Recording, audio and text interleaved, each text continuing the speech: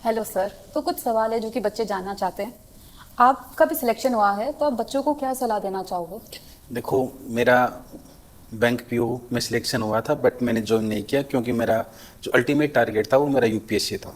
UPSC के मैंने 2 बार interview दिए हैं, बट मेरा सिलेक्शन नहीं हुआ। तो मेरा अल्टीमेट टारगेट यूपीएससी था। देखो, पढ़ाई की भी एक, हर कार्य की एक रणनीति होती है, वैसे पढ़ाई की भी एक रणनीति होती है। हर चीज़, जैसे अपन कोई भी कार्य करते हैं उसमें अपन रणनीति नीतियाँ बनाते हैं कि ये काम कैसे करेंगे। मान लो अपन कहीं घूम के आते हैं 4 दिन 5 दिन, तो अपन एक ये पूरा अपना एजेंडा फिक्स करते हैं कि भाई वहाँ जाना है, ये करना वो करना। वैसे एग्जाम की भी एक रणनीति होती है, रणनीति बनाकर ही पढ़ाई होती है। यहाँ पर एलएम क्लासेज में हम बच्चों को ये बताते हैं कि कैसे एग्जाम में कैसे करना है, क्या करना है, आपको क्या पढ़ना है, क्या छोड़ना है, कैसे करना है। तो एक हर एक स्टूडेंट अगर रणनीति बनाकर पढ़ेगा तो जल्दी सिलेक्शन होगा।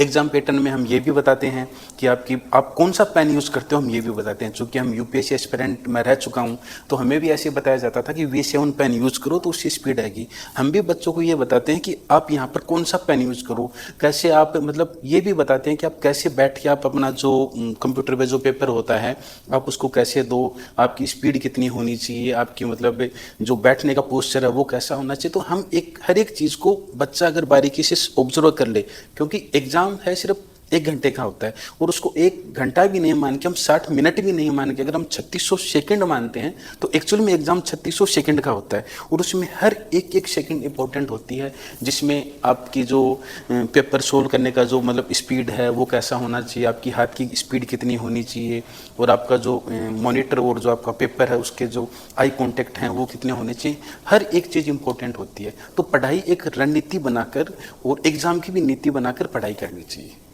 जो वीक पॉइंट्स होते हैं उनको कैसे इम्प्रूव किया जा सकता है? देखो, आपको पहले तो ये समझना है कि एग्ज़ाम का पैटर्न क्या, आप किस एग्ज़ाम की तैयारी कर रहे हो, और उस एग्ज़ाम का सिलेबस आपको पता होना चाहिए।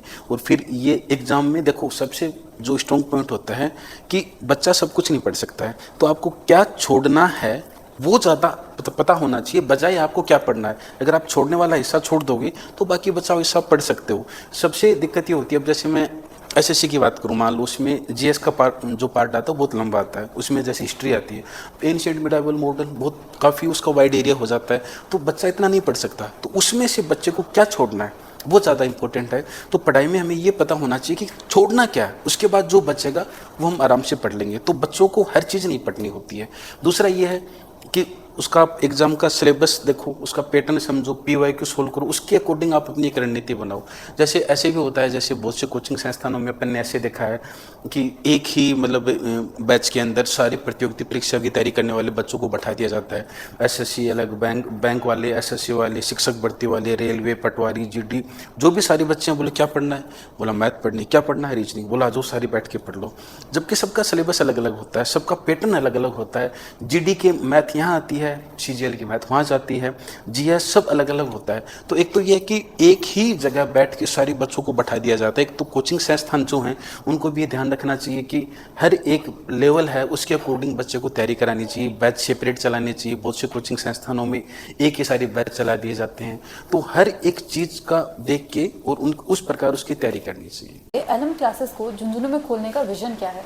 आपने क्या सोचा था यहाँ आने से पहले? देखो, जब मैंने दिल्ली भी पढ़ा है, मैंने जयपुर भी पढ़ा है। जब मैं जयपुर पढ़ता था तो ये ऐसा कई बार पूछ लेते थे क्लास में कि शेखावटी से कौन कौन है, तो बहुत सारे बच्चे हाथ खड़ा करते थे। फिर कई बार ऐसा पूछ लेते कि झुंझुनू से कौन कौन है, तो बहुत सारे बच्चे हाथ खड़े करते। फिर उनको पता चलता कि भाई अच्छे ये टीचर भी झुंझुनू से बिलोंग करते हैं। तो कई बार बच्चे पर्सनली आते थे कि सर यहाँ कोई बढ़िया मतलब रहने के लिए मकान नहीं मिल रहा है, सर यहाँ पर मतलब खाने की थोड़ी सी प्रॉब्लम आ रखी है।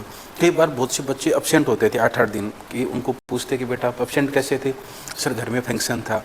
ठीक है, घर में फंक्शन था, तो बेटा जो 8 दिन अब्सेंट हुए आप कैसे उसको रिकवर करोगे, आप उसको कैसा पढ़ोगे, वो टॉपिक तो आपका गया। और एक सब्जेक्ट में नहीं, सारे सब्जेक्ट में अगर बच्चा एक भी दिन अब्सेंट रहता है तो वो बच्चे का लेट उठ जाता है और बच्चे को टॉपिक समझ में नहीं आता है। तो अगर आप अपने शहर में रह के पढ़ाई करते हो तो सुबह शाम अपने घर से आप अप डाउन कर सकते हो। फिर पता चला कि झुंझुनू में बैंक एसएससी के लिए कोई बेहतरीन कोचिंग नहीं थी जो सेपरेट बैच चलाए, जो बढ़िया फैसिलिटी प्रोवाइड करे, जो बढ़िया फैकल्टी प्रोवाइड करे। तो फिर मैंने और मेरे दोस्तों ने मिलकर एक टीम बनाई कि चलो अपन झुंझुनू उनको बड़ी मुश्किल से कन्विंस किया कि जब अपन झुंझुनू एक बार चलते हैं, शिफ्ट होते हैं, वहाँ पर संस्थान चलाते हैं। ये सोच के हमने यहाँ पर झुंझुनू में संस्थान चलाई थी। प्लस उसमें क्या कि अब जो बच्चा घर से बाहर है तो उसकी रहने की सुविधा कैसी होगी, वो कैसा खाना खाएगा, उसको कैसा माहौल मिलेगा। प्लस अगर यहाँ पर बच्चा डेली घर से अप डाउन करेगा तो सबसे मेजर पॉइंट है कि पेरेंट्स के कंट्रोल में रहेगा।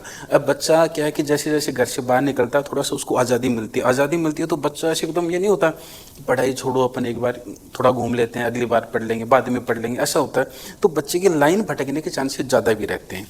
अब यहाँ बच्चा अगर झुंझुनू में बढ़िया फैसिलिटी मिलेगी, बढ़िया फैकल्टी मिलेगी, सारी सुविधाएं मिलेंगी, तो बच्चा झुंझुनू छोड़ के शहर से बाहर नहीं जाएगा।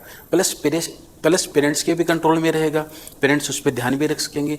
प्लस खाना भी बढ़िया मिलेगा, रहने की भी सुविधा अच्छी अच्छी रहेगी। सबसे बड़ी बात, अगर घर में मान लो कोई शादी ब्याह फंक्शन है या बच्चा बीमार है, तो बीमार अगर बहुत ज़्यादा ही है तो बात अलग है। अगर कोई शादी ब्याह फंक्शन की बात है तो बच्चा शाम को घर पे जाके अटेंड कर सकता है, तो बच्चे की क्लास मिस नहीं होंगी, प्लस उसका टॉपिक भी कभी खराब नहीं जाएगा। तो ये कई सारी चीज़ें सोच के फिर मैंने और मेरे दोस्तों ने एक टीम बनाई और उसके बाद अपन ने यहाँ पर LM क्लासेस ओपन किया। आजकल सारे एग्जाम्स ऑनलाइन होते हैं और अब तो एसएससी भी सेक्शनल टाइमिंग लेकर आ गई है, तो टाइम मैनेजमेंट कैसे करें? देखो, ऐसे बैंक में पहले से सेक्शनल टाइम चलता आ रहा है, अब एसएससी ने भी अब लागू कर दिया उसमें। देखो, उसका प्लस पॉइंट तो ये है कि हर एक बच्चे को बराबर टाइम मिलेगा। पहले क्या होता था, 1 घंटे में जिस बच्चे की मैथ स्ट्रॉन्ग है वो बाकी सब्जेक्ट को टाइम कम दे के मैथ को टाइम पूरा दे देता था। तो उसका कि बाकी और जिस ऐसा कोई बच्चा था जिसका जीएस बढ़िया है तो वो जीएस में टाइम दे के फिर मैथ में टाइम देने की कोशिश करता, मैथ उसको नहीं आती। कई बार ऐसा होता math plus point weak point, reasoning plus point weak point. अब क्या सबके लिए बराबर कर दिया। 15 मिनट में हर एक बच्चा जिसकी स्पीड तेज होगी वो उस क्वेश्चन को अटेम्प्ट कर सकता है। प्लस उसमें क्या कि हर एक पार्ट को बराबर इक्वल वेटेज दे दिया है कि मतलब भाई 15 मिनट ही है हर बच्चे के पास, उस हिसाब से आप काम करो। 15 मिनट में आपकी स्पीड कितनी आ रही है, आपकी एक्यूरेसी कितनी आ रही है, उसके अकॉर्डिंग। तो इसका प्लस पॉइंट ये है कि सबको बराबर बराबर चांसेस मिलते हैं। और लास्ट में बच्चों को आप क्या कहना चाहोगे? देखो, मैं सिर्फ ये बोलना चाहूँगा, अगर आप इस लाइन में आ गए हो, युद्ध के मैदान में आ गए हो, तो जब तक आप पूर्ण रूप से मतलब हथियार मत डालो, जब तक आप हार नहीं जाते हो। मैं तो ये कहना चाहूँगा कभी हथियार ही मत डालो, आप कोशिश करो और जब तक करो जब तक आप में जान है। जैसे hard work will always beat talent. बिल्कुल सही, एकदम बिल्कुल। Thank you sir. वेलकम।